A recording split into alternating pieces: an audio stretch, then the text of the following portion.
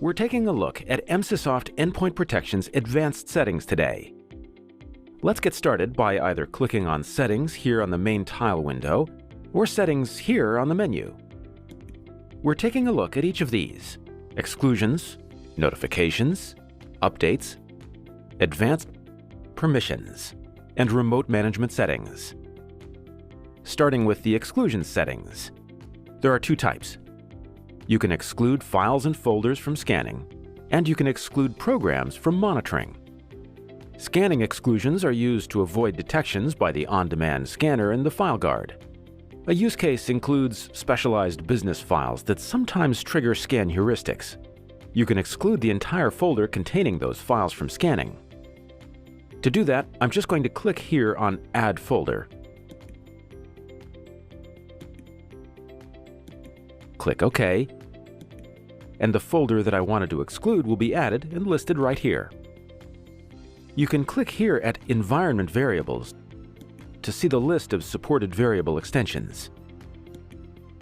And as you can see, wildcards are accepted as well.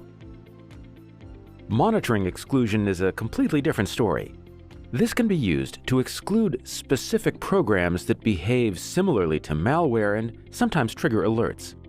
Also useful if you find incompatibilities with our protection components. A use case would be, let's say I run a proprietary business program all the time and I don't want Emsisoft to alert me and block the application every time I try to run it. Just click on Add Program, select the file, click on Open, and there you go. The affected program is now excluded and it wouldn't be touched by Emsisoft anymore. Now, an important note, we recommend that you don't exclude too much as it will weaken your device's protection. In an ideal world, you want to keep an empty exclusion list. So in this case, once I'm done using this program regularly, I'm going to remove it from the list. I just click on Remove, click Yes, it's done. Moving on to notification settings. Here you can configure in detail which things you want to be alerted for, such as software news, updates, and required restarts. You can also configure where you'd like the alert box to appear and how long you'd like it to stay. Next are the update options. Always keep the automatic updates enabled. It's critical for your security as our team publishes new detection patterns every hour. We provide 3 different update feeds. There's Stable, which is our default monthly release, Beta, which gives you access to brand new and untested features, and Delayed, which is usually only used in large enterprises where you're required to test all new versions in-house before they're deployed to the rest of the company. By the way, you may have noticed these blue bars on the left side with a light gray background on some of my settings. It just means my device changed the settings from the group policy defaults in the management console. Moving forward to advanced settings. Make sure Protection on Startup is on, otherwise you're not protected. Self-protection defends the software from unwanted shutdowns through malware. Memory usage optimization reduces the amount of RAM required, but makes the overall software a bit slower. Only disable this if required. The other settings are mostly self-explanatory.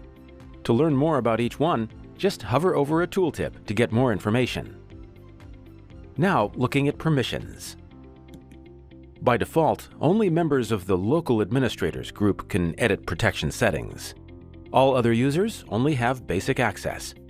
This means they can perform malware scans and see alerts, but can't make any changes to the settings.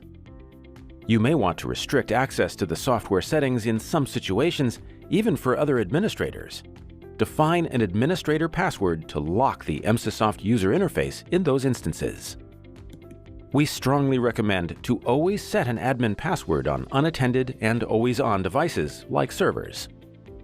If hackers manage to access the system, for example, by brute force attack to get the password or via unpatched, leaky software, they always disable the antivirus and anti-malware software first before installing their malware or ransomware.